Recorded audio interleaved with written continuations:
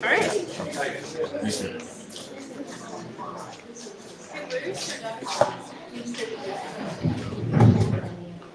Hello. So nice to see you all again. By now, you guys are probably Handel's Messiah experts. So I'm not glad that this is the last one in this series, but I'm glad that I've got to watch other people in the congregation kind of take on different chapters, and now we get to kind of close it all out. Though, before I start, is the Hallelujah chorus the last song in the Messiah? No. It is at the end of the second section. So, okay, we're all set. Okay, so this is a very dark piece of text that we're dealing with. All of a sudden, Jesus is born, yay, this is exciting, new life, and then all of a sudden, the passion, and his death, and his resurrection, and this is just like the most unlikely text that I thought Carl Jennings would pick, and yet he did. And as I thought more about it, I was like, I don't know, maybe it does fit. And then I listened to the recording of the text going with Handel's interpretation and what he composed, and I was like, I don't know if this works for me. I just think it doesn't fit. So let's kind of try to sort it out together. So I would like maybe one, maybe two volunteers. We can kind of break this in half, but can we have two volunteers to read Psalm 2? Jason wants to be one of them. Anybody else? Tim? Great. Jason, why don't you take the first part? And can you read it like on the slower side? Yes. Okay. Why do the nations rage and the peoples plot in vain? The kings of the earth set themselves, and the rulers take counsel together against the Lord and against his anointed, saying, let us burst their bonds apart and cast away their cords from us. He who sits in the heavens laughs. The Lord holds them in derision. Then he will speak to them in his wrath and terrify them in his fury, saying, as for me, I have set my king on Zion, my holy hill. I will tell of the decree. The Lord said to me, you are my son. Today I have begotten you. Ask of me, and I will make the nations your heritage, and the ends of the earth your possession. You shall break them with a rod of iron, and dash them in pieces like a potter's vessel. Now therefore, O kings, be wise. Be warned, O rulers of the earth. Serve the Lord with fear, and rejoice with trembling. Kiss the Son, lest he be angry, and you perish in this way. For his wrath is quickly kindled. Blessed are all who take refuge in him. Okay, so a lot there, right? So as I was reading about this, I think other people too were a little bit like, why did they pick this text? I don't feel comforted. Isn't the Messiah supposed to make me feel really nice? Like I go to this at Christmas, and sometimes people do it more appropriately at Easter, and I go and I want to feel good, and then I leave and everything's fine. But this whole second section it's like an overcast day, and then a thunderstorm, and then it continues to be overcast, and then at the very end, there's sun. And so a lot of people have trouble with this very dark imagery, and then listening to it, hearing this dark imagery, with Handel's often very bright and like happy writing. He'll be in these keys that I don't personally think make sense, but they did to him, and I kind of was able to figure out why he chose it at the end. So, an unlikely psalm, we're figuring out like who is king in all of this. And let's see. I found myself having particular trouble because I feel like we're in this moment of really terrifying times. And the image of God laughing at all of this, it made me very uncomfortable. I think of Ukraine. It makes me uncomfortable to think of God laughing in that situation. I think of the Black Lives Matter protests, all of the struggle, all of the strain, all of the heartbreak, all of the oppression, and God is laughing at this. That doesn't bring me comfort, that brings me so much questioning.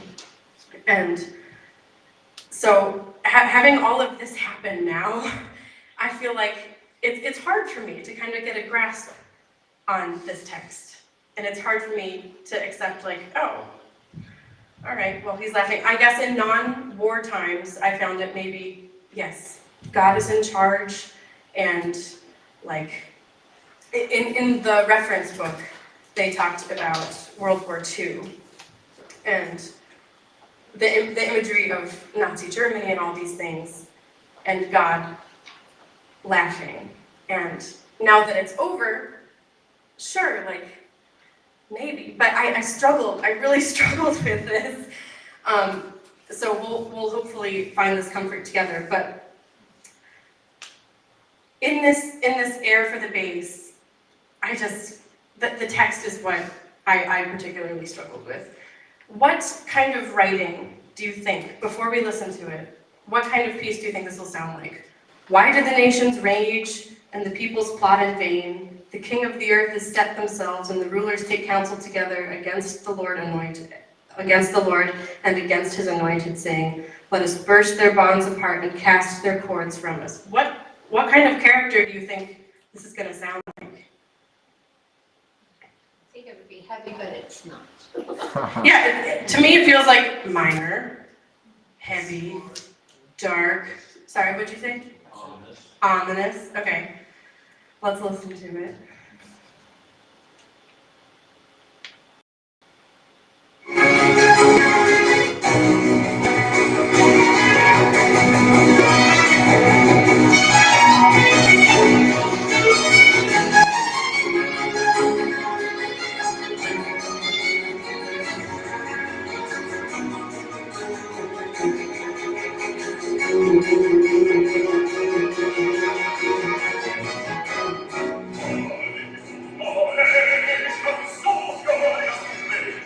So already, we can kind of get the dark sense underneath. We've got the bass and the cello. We've got the furious strings. But it's in a major key.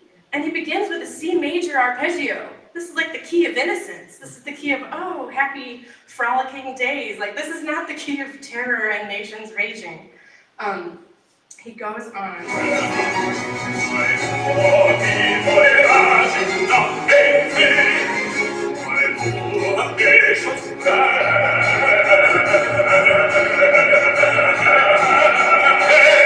So what do you notice he's doing on rage? Here it starts to make a little bit more sense. He's got triplets over and over and over and over and over. It's like he can't comprehend. He's so filled with rage, he can't move on. He's sitting in it, and he just keeps going and going and going and going and going. And he's got the triplets against the 16ths. Yeah. It's really fighting the accompaniment. Exactly. So it's a very agitated feeling. So in this sense, it does kind of come together. But for me, the key, innocence, simplicity, children's talk, naivete, to me, it just doesn't fit. It doesn't fit. I want like F sharp minor. I want something dark and moody, right? I want D minor, like the key of death. Like C major is not what I would pick, but I'm not handling. Yes. What about irony in all of this? Now, I'm sensing tremendous irony. Yes, and so we later come to that, and this dark text kind of finishes out. I'm not sure actually if this.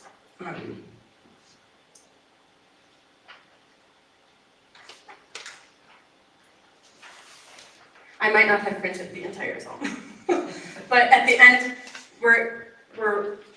we have this image of God laughing, and so I think you're right. The irony at the end of the entire section. Okay, then we come to the chorus.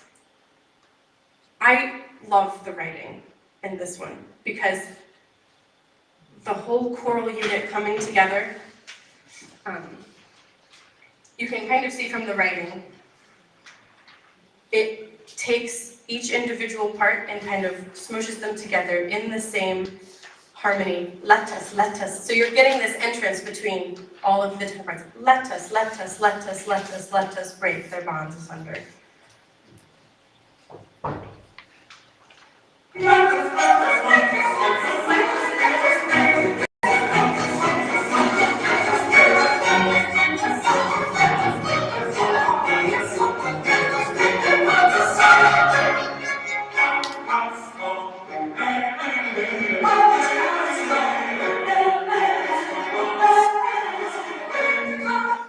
On the word away, I didn't take a picture of this, but casting away, he gives a nice little succession of 16s away. I just imagine them like pushing away, and then let us. It's like they're all pushing away. So the writing with the words in this one really did connect for me. Oh, I did do this, good. Then we have the shortest movement in the entire Messiah, 12 seconds long.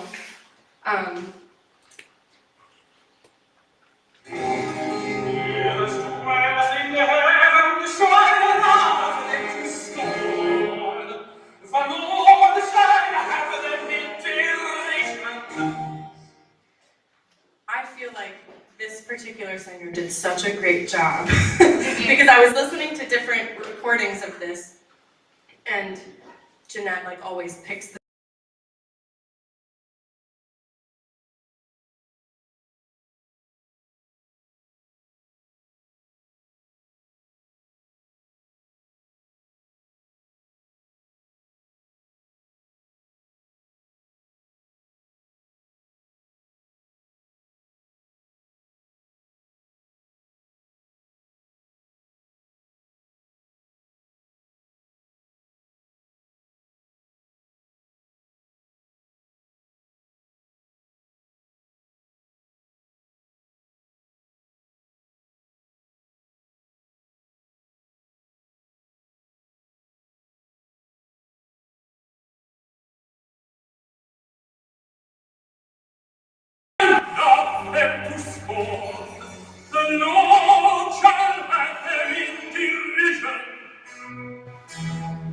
Let's listen to the Apollos Fire one more time and notice the way he's enunciating. It really captures the entire movement for me. Isn't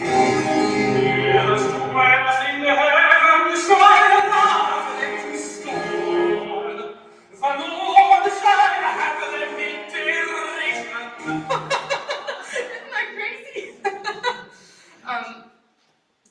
Just the way he says scorn, and it's almost like he's shouting at the end. Shout, break them, right? It's like he's so filled with this rage that this is the recording that I like to go to. The trills and his derision. Yeah, his R's are what I try to teach the chorus.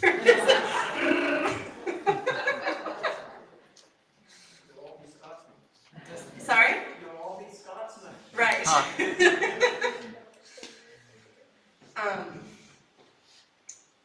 Okay, so we just compared these three. I found that for me, listening to different interpretations of this, it was interesting how some, especially the Apollos Fire, I'm biased, I've worked for them, I've sung with them, I grew up with them, and like we hear them all the time. But They rehearse here. and they rehearse here, so I hear them all the time. But the way that the singers are able to convey the text is something that I have trouble finding in any other interpretation of this work.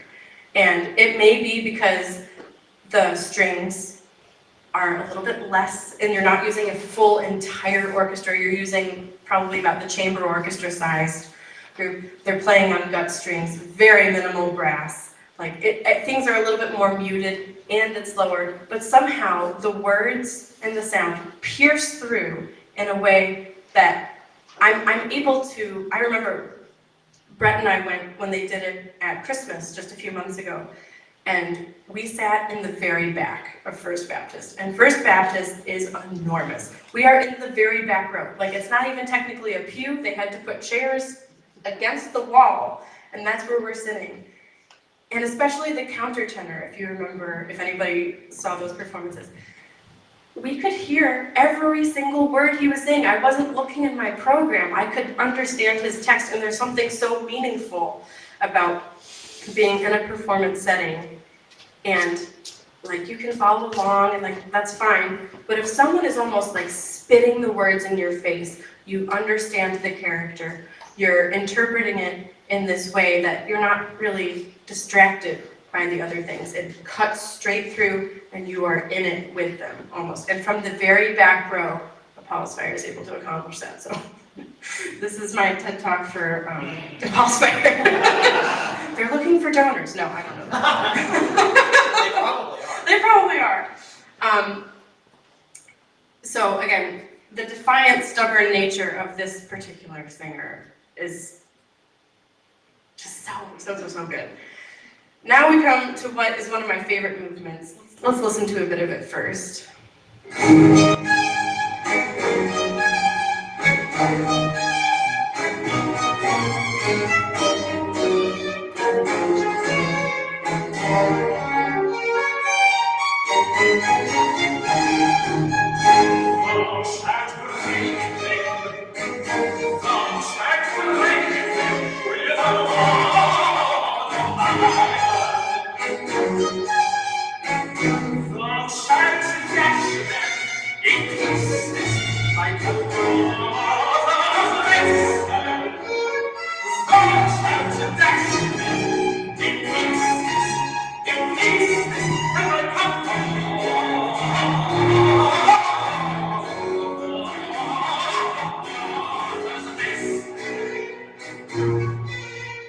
So even this, I see it. I see the potter's vessel being smashed.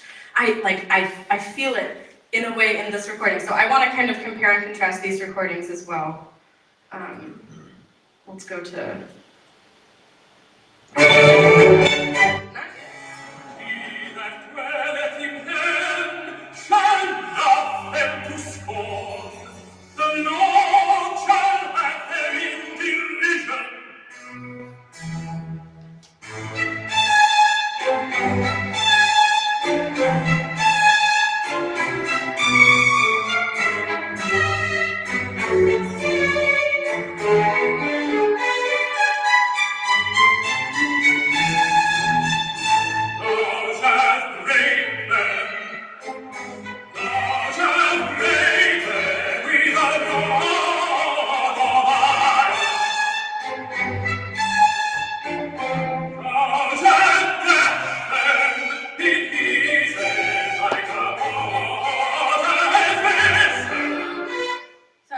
Another beautiful interpretation, but to me it feels like stately, and it feels a little bit too much like a 1, 2. Well, it's very English. Yeah, it feels very proper. It feels very almost like a waltz to me, like 1, 2, 3, and 1. Like, and I don't get that sense with the Apollos 4 recording of. If you may notice in Apollos Fire. Notice how they kind of delay. I'll show the score. So these bass lines here, bum, bum, bum, bum, bum, bum. Notice how Apollos Fire kind of, they're not late, but they're certainly not right on immediately. And notice what effect that has to the character.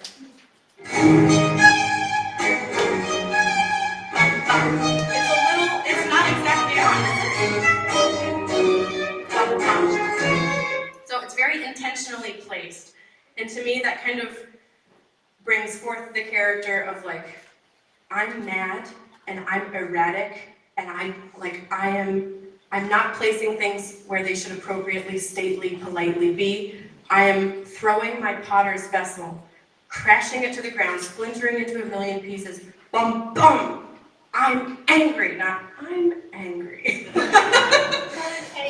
And the accent, they're really accent, they're landing on it the time. Yeah. Really, it's hard, like you feel like you've thrown something down. Exactly.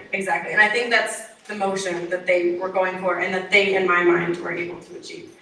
I should really showcase some other recordings, or else I'm going to be the Paul's Fair spokesperson. This is another kind of one that confused me in Handel's writing. Maybe he picked the key of A minor for the register for the singer, but I was like, why couldn't you do A flat minor or something else that's like not as A is a very ringing tone for strings because it's one of their open strings. So wherever they play the note A on their fingerboard, it will ring more than like a B flat or something like that. So why does this dark text, anger, smashing, clay vessel, why are we given this key of tenderness, womanliness, piousness? To me, the connection isn't super there. Maybe, I mean, there's not a lot of things written in like ultra crazy keys in this time. And maybe he wanted that ringing feature for that stubborn bass. But again, I was looking at this and I was like, that's a really interesting key to choose. I don't know if I would have chosen that one. So, let's listen to a little bit more.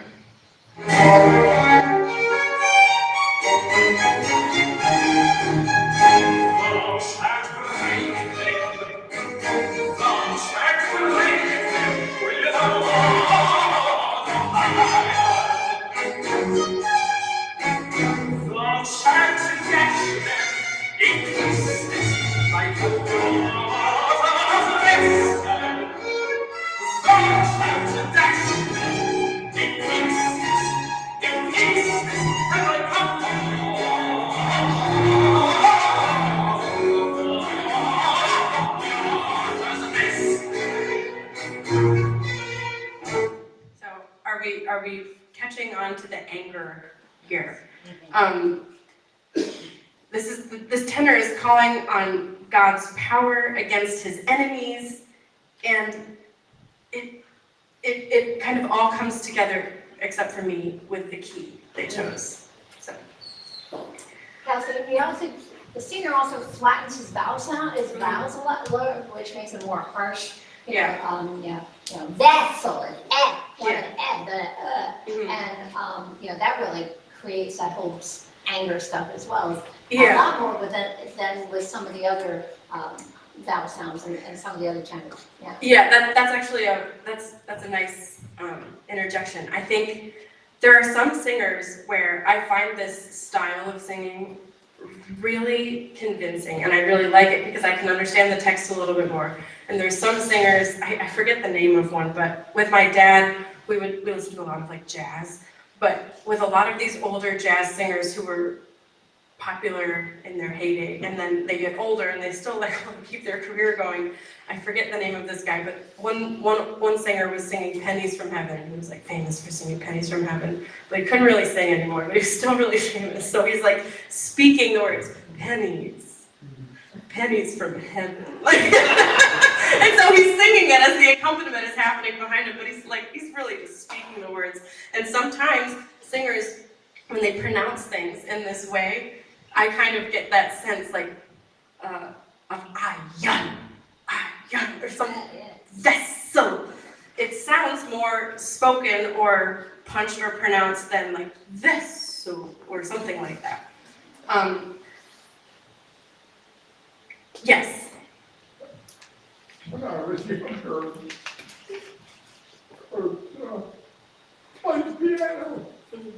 I accompanied my brother who sang, and there were some things that we had to transpose in order for the high note to not exceed his capability.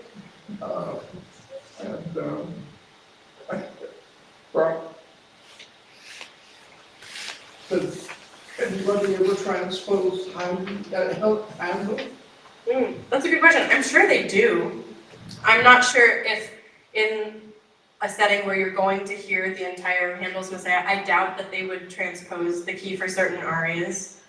But if a singer is singing one of the settings or like one of the arias, they may find a transcription in a different key that suits them better, but I highly doubt that in Handel's Messiah of a whole, if you went and saw it, and this tenor was like, oh, I don't sing this in the key of A minor, I sing it in this key, I kind of doubt that they would do that. That's my guess, at least. So we're gonna kind of pivot for a second, because all of a sudden, all of this dark text is like, ugh, I came to hear the Messiah to feel really good. I'm not feeling so good. All of this pain and destruction and these things that are happening in this psalm, we kind of, I spoke on my own struggles with finding the comfort in it. And I think you can look at it a few different ways, but in a situation like this, and in a situation like Ukraine or whatever, hopefully there is this overarching theme of like, God's goodness prevails. God's goodness has to prevail. We have to trust in something, and it must be God. So that's kind of where the comfort comes in, of God laughing. Who dares defy me? Who dares fighting and raging in the nations for what? For more power? I laugh at that. I think that is the most ridiculous thing. And so for me right now, when there is bloodshed happening, I am having trouble with it personally. But I can also kind of see the overarching theme of like, people over there are praying in bus stops and in train stations underground. They are showing their faith in these beautiful ways. And I think that is like the hope that everyone needs, and also we should be watching and saying, wow, they are maintaining this hope, this beauty, this just like this overwhelming faithfulness. And that's kind of what the end of this psalm is giving to us. So a hymn that kind of relates to this theme is one of my favorites. A Mighty Fortress is Our God. And just reading the text, I was like, oh my God, it's like they took Psalm 2 and turned it into a hymn. So I'd like to listen to a little bit of that. Please pay special attention to verse 2.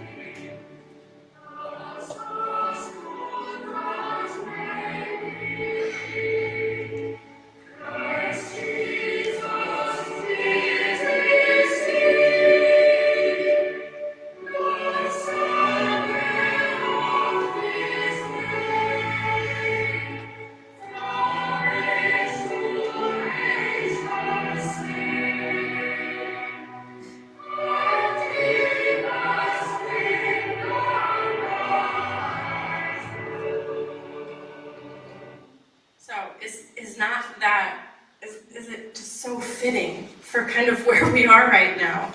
I think about this and then I start thinking of the people of Ukraine, and then I start thinking of this hymn again, and then I start thinking of Psalm 2, and somehow it just all kind of connects for me. We have this enormous responsibility to uphold the hope that the people of Ukraine are showcasing for us, and what better hymn to sing and think of them, right? Are these words not just perfect in my mind? I know they're based on Psalm 46, but to me, Psalm 2 is hidden here, or not hidden, but I can really see it here.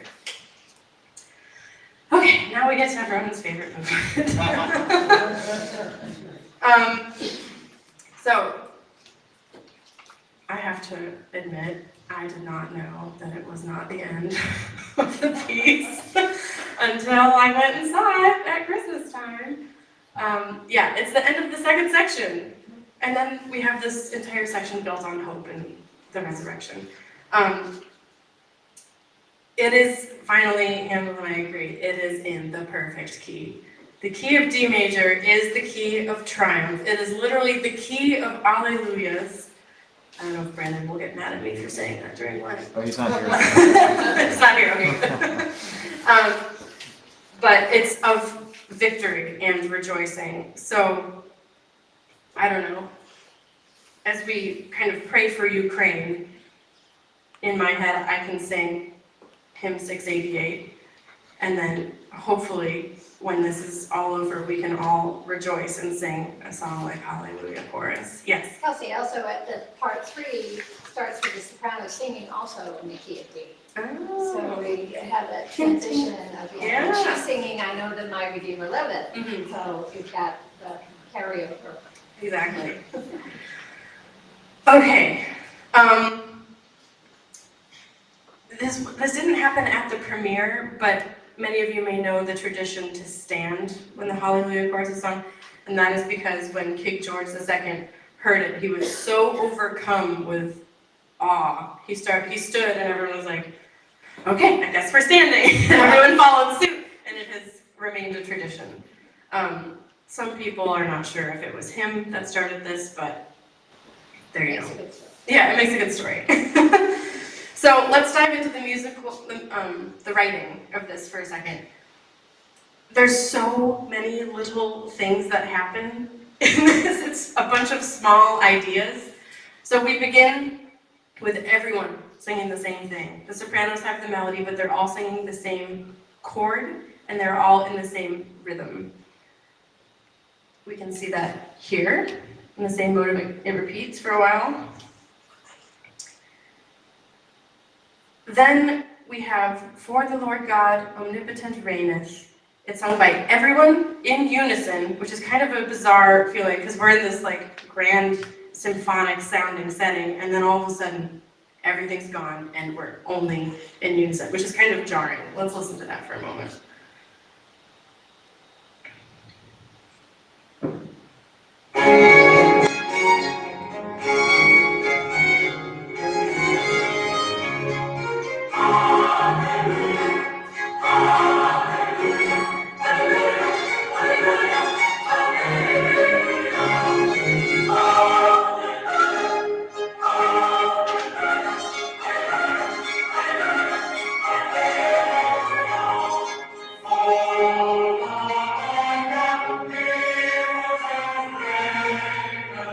I always feel uncomfortable in this section.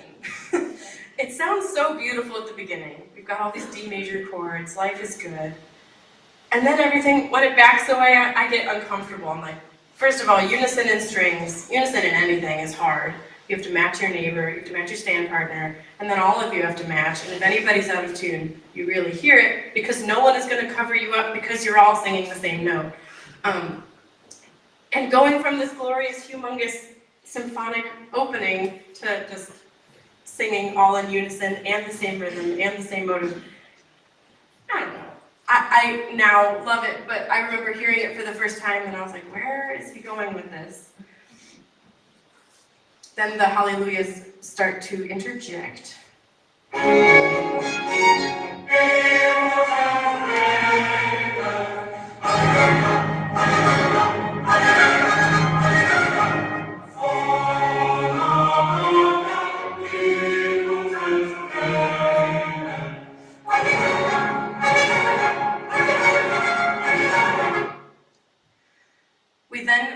into this chorale setting a little bit later. The kingdom of this world is become.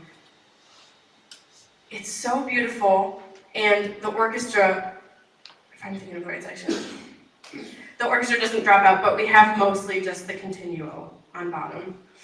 And this is very cool. When they start singing, "And he shall reign forever and ever," think back to the Advent hymn, Walk it Auf. And they kind of share, very sneaky, a bass line. Let's see if I can find it.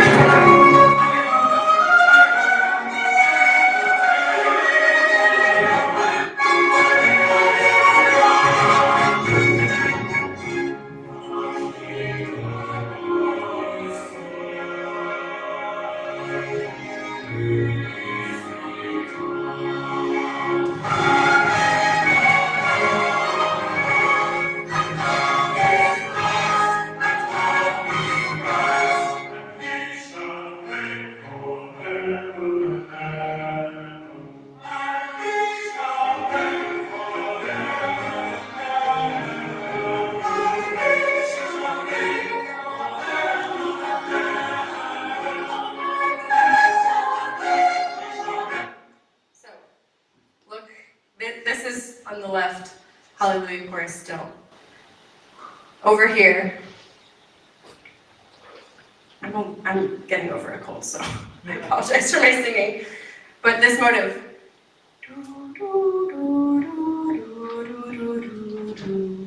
wake awake, for night is flying.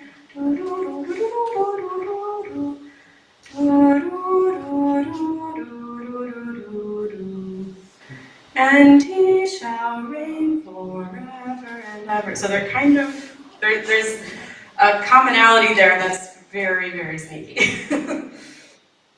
However, the rock it out is from Bach. Yes, that is Bach. So stealing. Good person to steal from. Yeah, recycling. It's an homage. Sorry? It's an homage. Yes. The first sample. Yeah. And then we get towards the end, and I'll play from where we left off. When we have the King of Kings, Lord of Lords, this is like the coolest sequence, and I don't know how many of you are Beyonce listeners, but there's a song, I think called Love on Top, and it is, my dad uses it in his jazz history class because it is the most perfect song for describing modulation, because she sings everything in one key, and then she goes up and she does the same thing, etc. And she goes so high, the song goes on forever, and she's up here singing. So this is kind of what it reminds me of. King of Kings, Lord of Lords, up a step. King of Kings, Lord of Lords, up a step. King of Kings, Lord of Lords. And actually, he jumps around a little bit more. It's not just steps. He might jump And in. if you're a soprano, you know that that's going up. Yeah, we eventually get to, I think, a G. Yeah, Lord of Lords. I apologize, he jumps in thirds and steps. So let's...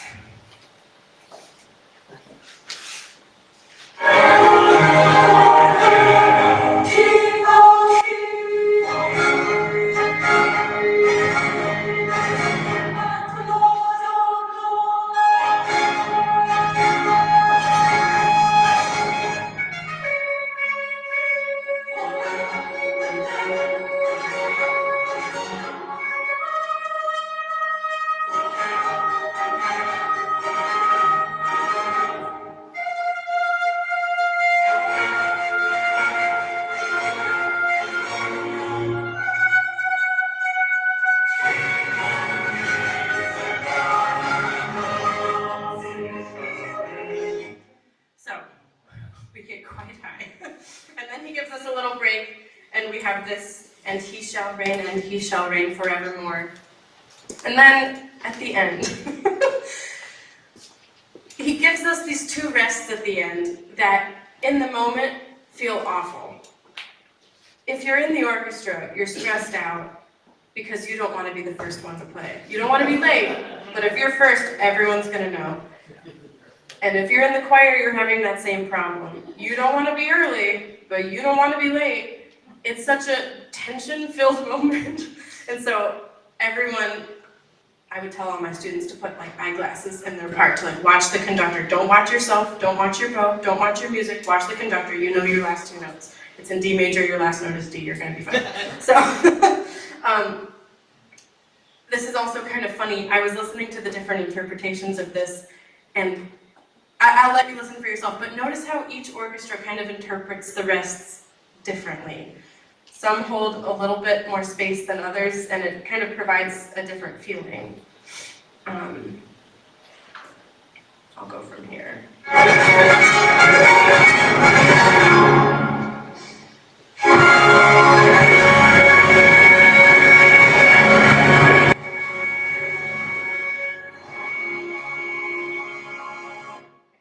There's one.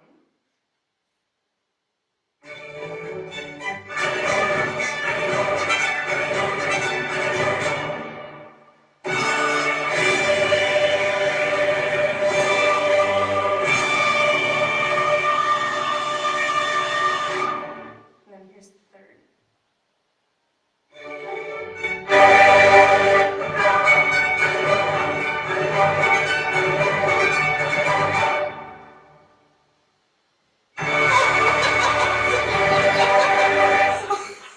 You don't want to be late.